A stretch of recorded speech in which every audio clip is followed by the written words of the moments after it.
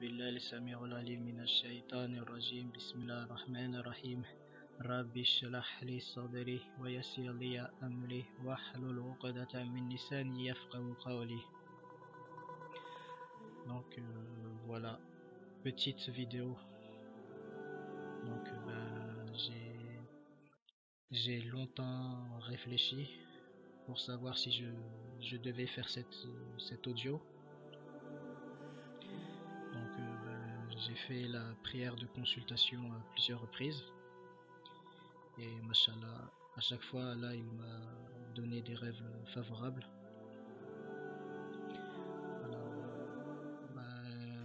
il m'a donné plusieurs rêves favorables, mais bon, je vais pas tous vous les évoquer. Je vais vous en raconter un en particulier qui confirme un rêve que j'ai fait en 2017. Donc, dans mon rêve, j'étais dans une grande ville avec des grandes tours qui ressemblent un peu à New York. J'ai regardé derrière moi et j'ai vu une série de grandes vagues qui se dirigeaient vers nous. Alors j'ai pris peur, j'ai pris la main de mon épouse et je me suis envolé vers le ciel. Et il y a un groupe de gens qui nous ont suivis, eux aussi ils se sont élevés vers le ciel. Et il y a un autre groupe de gens qui sont restés dans la ville. Et du ciel, j'ai vu la série de vagues qui s'abattre sur la ville. Et dans le ciel, il y avait une femme parmi le groupe de gens qui nous ont suivis en haut. Je l'entendais par télépathie, elle disait heureusement que j'ai suivi cet homme. Voilà, fin du rêve. C'est à ce moment-là que je me suis réveillé. Donc j'en suis arrivé à la conclusion que toutes les choses que je vais annoncer, elles se réaliseront. Donc déjà je vais vous donner mon interprétation pour ce rêve. La grande ville, ça représente les villes modernes, peu importe, Paris, New York, toutes les villes modernes. Les grandes vagues, ça représente la série de grandes vagues, ça représente une série de fitna qui s'abattront sur les villes modernes. Et les personnes qui s'élèvent au ciel, ce seront les personnes qui auront, enfin moi j'en fais deux interprétations. Ça veut dire que soit ça veut dire ça représente les survivants, ceux qui ont réussi à survivre à cette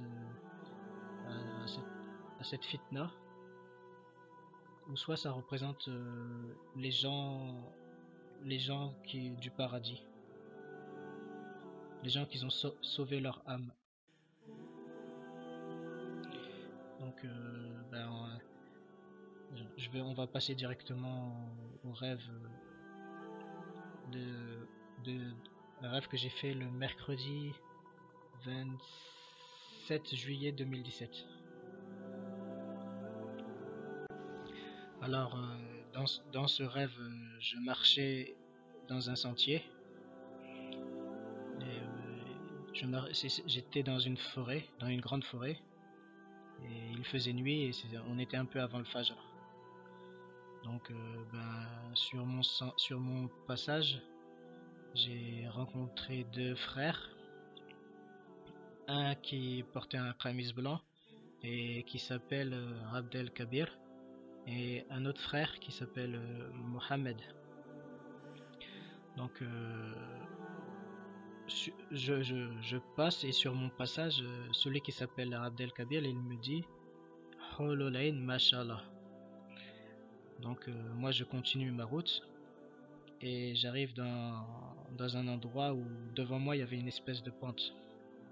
Donc à ce moment-là, mon corps il s'élève vers le ciel, et à ce moment précis, je vois une scène magnifique.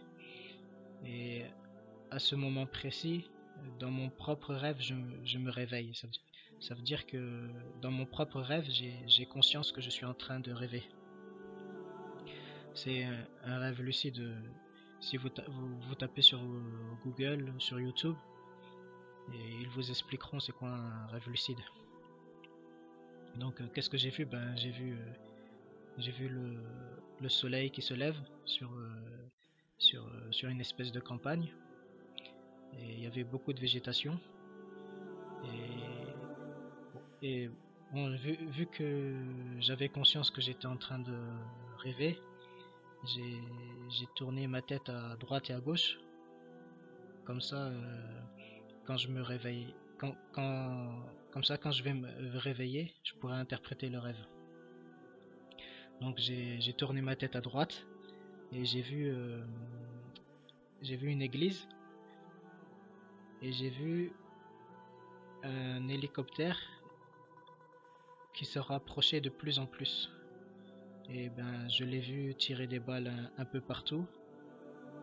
Et fin du rêve. C'est à ce moment-là je me suis réveillé. Donc ben, on va passer, Inch'Allah, à l'interprétation. Alors, quand je marche sur le sentier, pour moi ça fait référence à ce bas monde, par rapport à un hadith de Rasulullah sallallahu alayhi wa sallam. Selon Ibn Mas'ud, rapporta que le messager de Dieu dormit sur une natte faite de roseaux, si bien que ses flancs emportaient les marques lorsqu'il se réveilla. Il dit: Ô messager d'Allah, tu aurais dû nous demander d'étendre quelque chose de plus doux sur cette natte pour toi. Le prophète répondit: Qu'ai-je à faire de ce bas monde? Je suis dans ce monde tel un cavalier qui se repose un moment à l'ombre d'un arbre, puis qui se lève et s'en va. Donc quand je marche sur le sentier dans la forêt, pour moi ça fait référence à ce bas monde. Ensuite, quand je rencontre le frère Abdel Kabir, alors le serviteur du grand, le grand c'est Allah, et le serviteur du grand, pour moi ça fait référence à l'ange Jibril alayhi salam. Et le frère qui est à côté de lui, qui s'appelle Mohammed, c'est un symbole, ça symbolise celui qui a accompagné le prophète Mohammed sallallahu alayhi wa sallam durant sa mission prophétique, le compagnon de Mohammed. Donc quand il me dit Hololain, mashallah, alors des houris du paradis, moi j'en ai jamais vu sur terre, donc les houris pour moi ça symbolise le paradis. Dans ce rêve je représente les croyants, et dans ce rêve là il annonce la bonne nouvelle aux croyants, la bonne nouvelle du paradis. Alors le soleil, la signification du soleil, ben, on se tourne vers la parole d'Allah. Ô prophète, nous t'avons envoyé pour être témoin, annonciateur, avertisseur, appelant les gens à Allah par sa permission, et comme une lampe éclairante, et fais aux croyants la bonne annonce qu'ils recevront d'Allah une grande grâce. Donc Allah, dans son livre, il a comparé le prophète Mohammed sallallahu alayhi wa sallam au soleil, une lampe éclairante. Alors le prophète il est plus de ce monde. Alors le soleil dans ce rêve, ça symbolise la lumière du califat, sur la voie prophétique. Le retour de l'islam authentique. Le soleil, ça fait aussi ça symbolise aussi une nouvelle époque, une nouvelle époque qui arrive. Donc, dans cette nouvelle époque, beaucoup de croyants vont mourir. Alors, l'Église, ça symbolise le christianisme. Et la campagne, ça symbolise la campagne et la terre fertile, ça symbolise la terre des chrétiens, l'Europe. Et l'hélicoptère qui se rapproche de plus en plus, alors ça symbolise une future guerre qui arrive en Europe. Et Allah est plus savant. Donc voilà, la guerre elle arrive, donc préparez-vous. Rapprochez-vous d'Allah par les actes surérogatoires.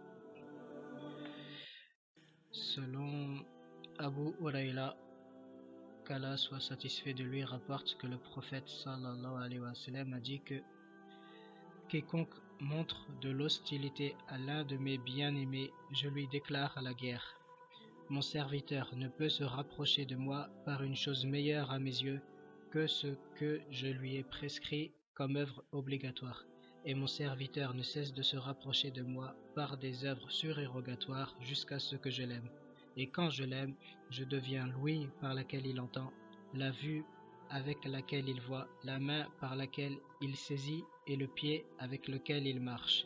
S'il me demande quelque chose, je lui donne, et s'il cherche refuge auprès de moi, je le lui accorde. Rapporté par l'imam al-Bukhari. Sur ce, Assalamu alaikum wa rahmatullahi wa barakatuh.